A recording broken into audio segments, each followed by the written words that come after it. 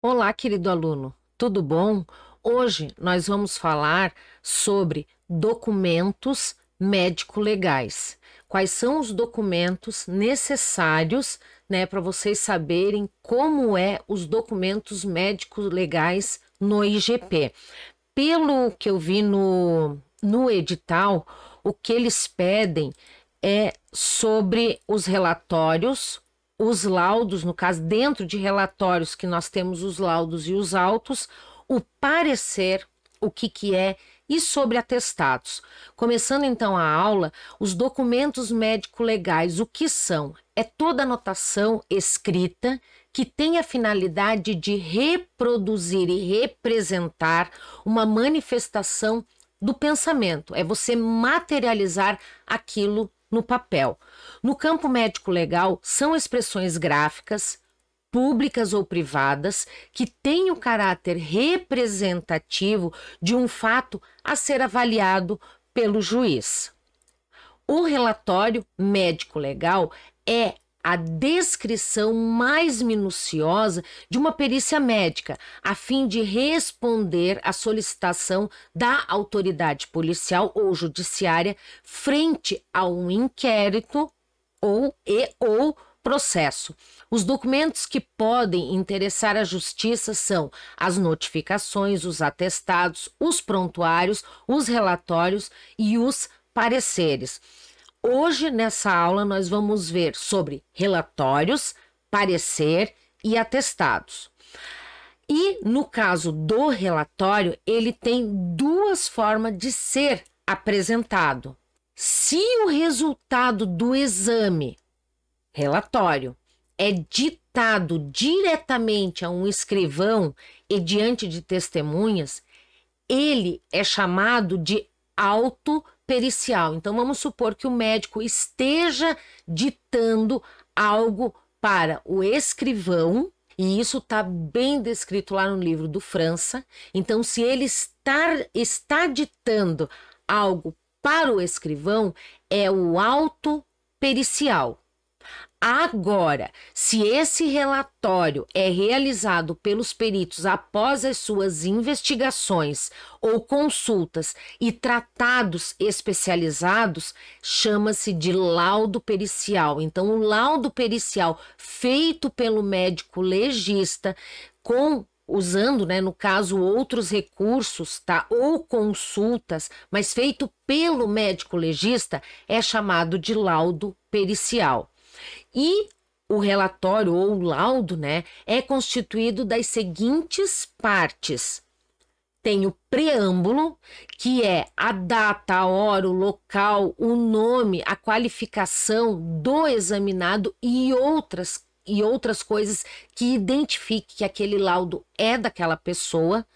Quesitos são as perguntas que os técnicos irão responder, é algum quesito que, no caso, tem pré-programado no sistema e o médico legista precisa responder esses quesitos. O histórico é a notícia que é levada pelo ofício do delegado ou pela vítima, no caso, o porquê que ela foi encaminhada para fazer aquele relatório, se foi por uma agressão, se foi por um acidente, no caso do óbito, Então, ali no histórico é o que vai em relação à vítima. A descrição, visum et repertum, ver e descrever, é a parte mais importante do relatório, do laudo, pois descreve a lesão, o tipo, o que encontrou, tudo relacionado à vítima. A discussão, nessa fase se opõe em discussão várias hipóteses. No caso, o médico, ele diz se aquela lesão é compatível a algum instrumento, a alguma energia. Ele não vai poder afirmar porque ele não estava no local, mas ele, olhando todo o contexto, ele pode dizer se aquela lesão é corto-contusa, é pérfuro-contusa, e ele sugestionar. Ele, no caso, ele pode dizer a compatibilidade é compatível com tal, é compatível com isso. Então, ele coloca no laudo se é ou não compatível. A conclusão é a análise sumária daquilo que os peritos puderam concluir após o exame minucioso. Então, a conclusão, vamos dizer assim, houve morte? Na conclusão, houve-se morte por causa disso, disso, disso e disso. Então, vai se concluir que aquelas lesões, aquele conjunto é compatível e analisando se deu para aquilo. A resposta aos quesitos. Ao encerrar o relatório, os peritos devem responder de forma cinética e convincente, tá? De forma assim bem idônea e direta, sim ou não, de acordo com o achado constante na descrição. Se por motivo justo não tiver certeza que aquela lesão é tal ou que aquilo pode ou é alguma coisa, ele pode responder sem elementos ou prejudicado. Por quê? Porque ele não tem a certeza ou de determinado achado, né, que pode sugestionar isto ou aquilo. Se ele não tem certeza, eles respondem como prejudicado, porque eles não têm certeza que aquela lesão pode ter sido assim ou assado. O encerramento é o terminado, é a parte de baixo do laudo que deve ser datada, assinada pelos peritos e rubricado pelo diretor da instituição quando for necessário ou quando for o caso, assumindo a total responsabilidade técnica e científica pelo que foi exposto, pelo que foi colocado ali. Então, no caso, o médico legista, ele tem fé pública. Tudo que ele escreve, a partir do momento que ele materializa a lesão num papel, vamos dizer assim, num papel, tem fé pública aquilo que ele escreveu, tá? Isso não quer dizer que o juiz não possa pedir uma segunda, terceira, quarta, quinta, sétima e 10ª opinião, mas tudo que ele colocar, ele tem que responder por aquilo. Tem fé pública. O parecer médico-legal é a definição do valor científico de determinado fato, dentro da mais exigente e criteriosa técnica médico-legal, principalmente quando este parecer está alicerçado. Mas o que é alicerçado? Que foi ou está consolidado, bem firmado, na autoridade e na competência de quem o subscreve, como capaz de esclarecer a dúvida constitutiva que entra na composição de. Então, dúvida constitutiva, o que é constitutiva? Que entra na composição do que foi relatado. Acontece quando, na marcha de um processo, um estudioso da medicina legal é nomeado para intervir na qualidade de perito. E quando a questão é de fato pacífica, mas apenas o mérito legal é discutido, cabendo-lhe apenas emitir suas impressões sob a forma de parecer e responder aos quesitos formulados pelas partes. Este documento é constituído de todas as partes do laudo, do relatório, exceto a descrição. Não esqueçam dos excetos da resposta incorreta.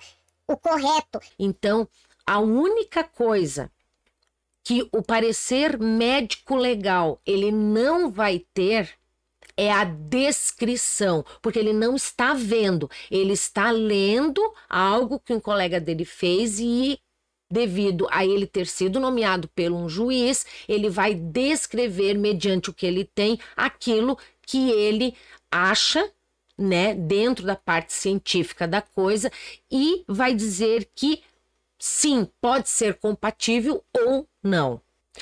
O atestado médico. Maguinha. São documentos mais elementares e resumem-se na declaração pura e simples por escrito, de um fato médico e suas consequências. Deve ser elaborado de maneira simples, em papel timbrado, pode servir o uso em receituário, podendo, né, servir o uso em receituário, ele pode escrever ali no receituário, né, com a qualificação do paciente. Todavia, deve ter unicamente como finalidade provar um estado mórbido real, atual ou anterior, para fins de licença, dispensa, justificativa ou em estado de rigidez. Na medida do possível, deve-se evitar a declaração da doença ou o diagnóstico utilizando-se o CID, Código Internacional das Doenças. Então, quando você pega um atestado, tá? Você não vai descrever minuciosamente. Ali diz, é uma declaração pura e simples, tá? Ele vai descrever pura e simples o que tá ali e o que vai embasar aquilo que a pessoa, no caso, tem. O Código Internacional das Doenças. Eu acho que a maioria de vocês já deve ter visto, por exemplo, atesto para os devidos fins que fulana de tal precisa de tantos dias de afastamento do seu trabalho. CID Z,094. 09.4. Eu fiz assim um exemplo aleatório. Então, aquele número com aquela letra vai identificar o que realmente a pessoa tem e por que ela está afastada. Esse documento não exige o compromisso legal, ficando o médico no dever de jamais falsear a verdade, seja qual for a finalidade. A punição está prevista no artigo 302 do Código de Processo Penal. Falsidade do atestado médico, a pena a detenção de 1 mês a 1 ano. E o tipo, quais são os tipos de atestado que pode ser dar? O de sanidade, que pode ser um atestado físico ou um atestado mental. Então, ali já diz as tuas condições ou físicas ou mentais. No caso, então, o de sanidade pode ser físico ou mental.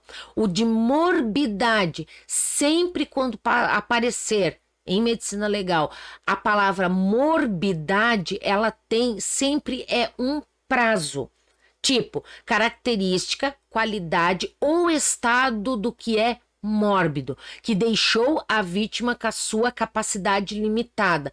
Por exemplo, tem um determinado quesito no laudo, né, no relatório, que diz assim, aguarda confirmação de exames e depende do processo mórbido. Então, depende da evolução conforme o tempo, né, depende da evolução daquela vítima, que ela pode ou não ficar com sequelas permanentes. E o do óbito, a declaração, o atestado de óbito, só pode ser feito por um médico. Esse atestado é de natureza personalíssima. E o que é a natureza personalíssima? É relativa à pessoa de modo intransferível. Só por ela só pode ser exercido. Tipo, é só eu que morri. É eu e eu. Entenderam? Claro que há fraudes e coisa, mas aqui a natureza personalíssima é diretamente para aquela pessoa e não tem como transferir. Entenderam? Quanto à sua procedência ou finalidade, os oficiosos, quando fazem provas ou justificativas mais simples, como, por exemplo, a ausência às aulas ou a dispensa de alunos na prática de educação física, é solicitado pela pessoa. Tipo, eu preciso de um atestado ou, né, de um ofício dizendo que eu não posso fazer determinada atividade por eu estar com um problema no pé, por eu estar com dor de barriga, alguma coisa assim, e é solicitado por mim para me apresentar em determinado lugar. Administrativos, quando é solicitado para o serviço público, para efeito de licença, aposentadoria, abono de faltas, concurso público e etc. É solicitado por uma autoridade administrativa. E judiciário são para do interesse da administração da justiça. Sempre é requisitado pelo juiz. Exemplo, por Por exemplo, quando o juiz pede maiores esclarecimentos sobre algo. Então, vai ser oficiado pelo juiz, tá? Que é o judiciário, né? Que o médico responda a outros quesitos referentes a tal morte. Então, é o juiz que vai pedir, é o judiciário. E, pessoal, sobre a parte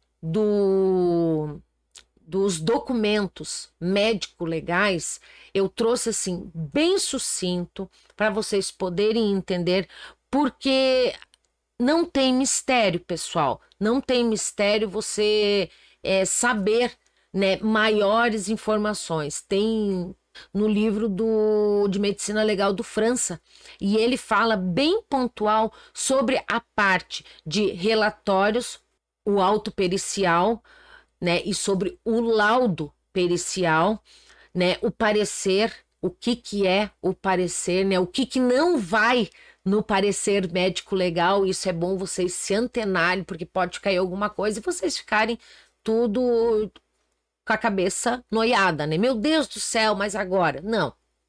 Vocês pegando essas diquinhas, essas coisas, vocês vão entender melhor sobre isso e procurar, da melhor forma possível, sanar, né, e gabaritar as questões se cair alguma coisa sobre documentos médico-legais. E o atestado, que nada mais é algo simples colocado no papel, né, e os tipos, né, de atestado, que pode ser de sanidade, de morbidade, ou o atestado de óbito, né, a declaração de óbito em si, que só pode ser feita pelo médico, e ela é personalíssima, ela é para mim, não é para nenhuma outra Luana Pereira, não, é para mim, só para mim, tá? Eu espero que tenha sanado as dúvidas de vocês, façam as anotações pertinentes que vocês precisam, né? Vejam quantas vezes for possível esse vídeo para não ficar nenhuma dúvida, tá? Um abraço, fique bem e até. Tchau, tchau.